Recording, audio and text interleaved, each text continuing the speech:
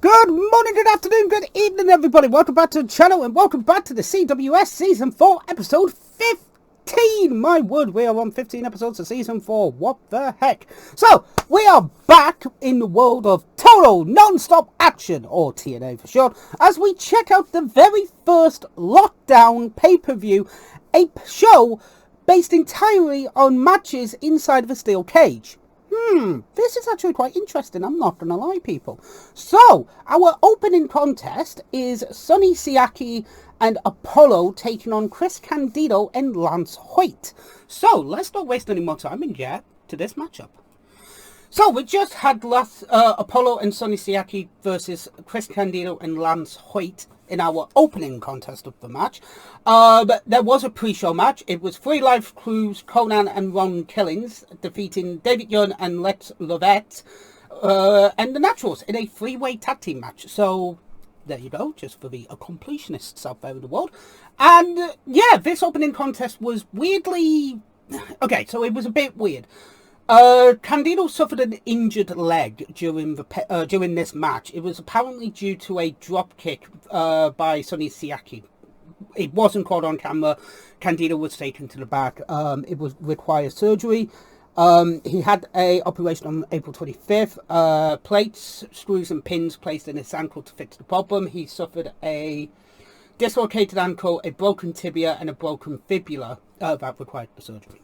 So moving forward, so he would be out for about 2 to 3 months, but unfortunately on April 28th, Chris Candido was rushed to the hospital, and later he would die a short time later. His brother Johnny afterwards released that the cause of death was due to a blood clot due to the surgery a few days prior.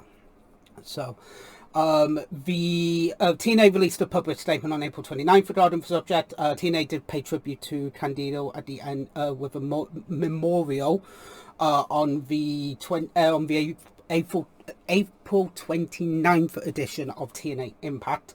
And there was also at Hard Justice, the next pay-per-view after lockdown, there was a 10-bell salute. A 10-bell salute was there with a picture of Candido and his wrestling boots were there.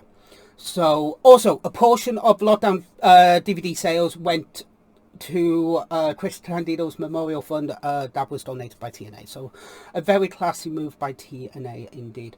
So just to sort out the history with the Chris Candido situation moving forward as well. Candido was a great wrestler. He really was. He had his problems, he had his demons, but at the same time, he was a fantastic wrestler. This match was okay. Lance Hoyt, Apollo, and Sonny Siaki were able to basically just deal with this on the fly. It was really good. It was turned into a 2-on-1 handicap match, but it just flowed naturally because luckily, Apollo, Sonny Siaki, and Lance Hoyt were able to move very quickly and just carry on with the match to a degree, so the fans were not going to just get a match that ended in a disqualification. But Apollo and Sonny Siaki win after a beautiful splash by Apollo to get the win. After the match, the Naturals come out to attack Lance Hoyt, beat him down, carry on that feud. But obviously the Naturals... so Candido also aided the Naturals to win the NWA Tag Team titles, when they had their TNA's 50 greatest moments DVD and stuff like that. So again, it's a nice tribute. So yeah, opening contest was good. It was a fun opening contest. And now, when I say the TNA is good and also fucking weird, we have a Prince of Darkness match between Dustin Rhodes and Bobby Roode. Let's get to this. So we just had Bobby Roode and Dustin Rhodes in the Prince of Darkness match. Cheeky little roll-up gets the first fall for Bobby Roode. Then a Bulldog gets the second fall for Dustin Rhodes. Then the Prince of Darkness happens, which is basically just hoods. What the fuck? This is weird. It's entertaining, it's just weird as fuck. Dustin gets the win after Scott Moore comes in, the referee goes down, Scott Moore gets in, gets a steel chair to the back looked like it hurt, and then Dustin hits Bobby Roode with a steel chair straight to the noggin. Ow, that looked like it fucking hurt too. And gets the win. So it is Dustin Rhodes wins 2-1. So now we have got the first ever escape match. It is Shocker versus Chris Sabin versus Matt Bentley with Trinity and Sanjay Dutt. So let's get to this one. So we just had the escape match for just being an escape match. We have, again, it's Sanjay Dutt versus Michael Shane versus Chris Sabin versus Shocker. This was actually quite fun. This was a really fun matchup. The X Division always delivered when it came to pay-per-views and stuff like that. It was one of the highlights of the match. So Sanjay Dutt was first eliminated via Shocker after basically just being slammed into the steel cage. One of those. Michael Shane was then eliminated by Sabin after the Cradle Shock. I love that move. That is an amazing move. And then Sabin and Shocker basically climb up, try to get out, but Shocker hits the floor first, and Shocker wins. So this was the this is the predecessor to the escape match that would be at all lockdown shows. It was good. It's a weird thing, but it's also worked to a point. So yeah, it was an entertaining matchup. So our next matchup is going to be my god, it's a 6 sides of steel tables match. What the fuck? Between Jeff Hardy and Raven. It's a tables match inside of a steel cage. Okay, let's see how this one gets played out, shall we? Let's do it. So we just had Jeff Hardy versus Raven inside of a steel cage in a tables match. Raven gets busted open pretty early due to the steel cage. And this is weird because it's a gimmick in a gimmick, yet it kind of worked to a point. It did work. Hardy basically does a leg drop onto Raven through 3 tables technically to get the win. So yeah, this was an interesting matchup. It was really fun. So our next matchup is, for fuck's sake, it's America's Most Wanted versus Team Canada in 6 sides of steel strap match. God damn it. Let's get to this one. So we just had America's Most Wanted and Team Canada in the 6 sides of steel strap match. Really did not need the strap match stipulation. It really fucking didn't. These two teams work really well together. And to be honest with you, it didn't need the strap match stipulation. It could have just been a straight tag match and I would have been happier with it. But either way, this was a fun matchup. For the longest time, Chris Harris was out of the cage because of an attack. But either way, this was still a fun matchup. America's Most Wanted get the win and move forward with the tag team titles. So yeah, it was interesting. It was a fun matchup. So our next matchup is going to be Christopher Daniels and Ellis Skipper for the X Division Championship. Let's get to this one. A bog standard singles match. My God, this felt really nice to see on this show. Yes, there was a tag team match and a Prince of Darkness match and but a singles match is just nice. It is entertaining. Daniels and Ellis Skipper, these two know each other so bloody well. They could literally close their eyes and do this match blindfolded and it would bloody work. It's one of those things where it's like, it was entertaining, it was well put together, it was fun, and Daniels wins with the Angels wins. Ellis Skipper should have got the X Division Championship a little bit more because he was so fucking good, especially the cage walk as well. When Triple X faced America's Most Wanted at that show. I can't remember the show's name now. Shit, I'll have to double check. But yeah, this was a fun matchup.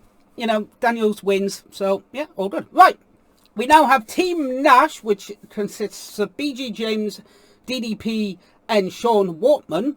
No Nash, apparently. We'll find out why in a minute. Taking on Team Jarrett, Jeff Jarrett, Monty Brown, and the Outlaw. No idea who the fuck the Outlaw is, so let's find out who it is.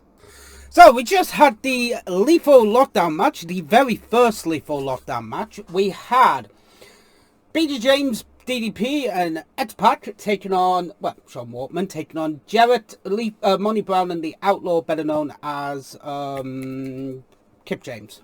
So this is an interesting concept. You know, this is the very first Lethal Lockdown match, so there's no roof on the ceiling, and the wrestlers bring in the weapons to basically have to carry on the fight and stuff like that. So yeah, it was entertaining. So Sean Waltman and Jeff Jarrett start the match off. Then Kip James comes in third, DDP fourth, Monty Brown fifth, and BG James comes in last and just wrecks everybody. Referees, cameramen, fucking Jarrett. He just shits on everybody. I feel sorry for the cameraman. He took a fucking trash can lid to the face. Bastard. But yeah, this was fun. It was entertaining. It was to a point where it felt that it was entertaining. And yeah, Sean Waltman goes up for basically a rolling pin, fucks it up the first time, manages to do it the second time. I mean, Sean's been in there, Sean Waltman was in there for from the beginning, so you can imagine him being absolutely knackered. But yeah, this was a fun matchup. Waltman gets the win. And you know what, as the first lockdown matchup, it's entertaining, it's fun, again, no roof, but it does add, that the wrestlers actually put in the weapons, not they're just on the cage. So, our main event of the evening is a number one contenders match for the world title of the NWA World Heavyweight Championship matchup. It is the Monster Abyss versus AJ Styles. Let's get to this matchup. So we just had our main event, AJ Styles versus Abyss for the number one contendership. This is a fun matchup. This is I'm happy this got the main event of Lockdown 2005. I am happy. Before, we obviously have Brawl in the arena. AJ just slides underneath the guardrails and just does a beautiful fucking plancha. Oh my god. This match is amazing. Shows AJ being the absolute monster that he is. Just fucking the agility, the speed of this motherfucker when he was younger is amazing. It is intense. It is beautifully done by AJ. And at the end of the day, AJ winning the match from just a fucking sunset flip powerbomb into the tags from Abyss. Abyss threw everything at him and AJ still got the win. It was David versus Goliath and David won. So AJ goes on to face Jeff Jarrett at Hard Justice, where, funnily enough, somebody from the UFC world will make an appearance. I think I've already done Hard Justice 2005. I will double check that one if I have. But yeah, this was a fun matchup, and overall the show was good. Show was actually entertaining. It was a really good it was a good lockdown. The first lockdown was good. Yes, the first matchup of the night, that one can't be helped, but the rest of the card is actually pretty solid. If you've got a few hours to kill and you're looking for something to watch, I'll leave a link in the description below to Lockdown 2005 if you haven't checked it out already. I do recommend checking it out. So with that being said, thank you very much for joining me. I do apologise that there wasn't an episode last week. WrestleMania burnt me out and I just needed a week off from watching some wrestling and doing the CWS, but we are back now, obviously. And with that being said, I will be back with the Resident Evil episode on tomorrow. So, thank you very much for joining me, and TTFN. Ta-ta for now.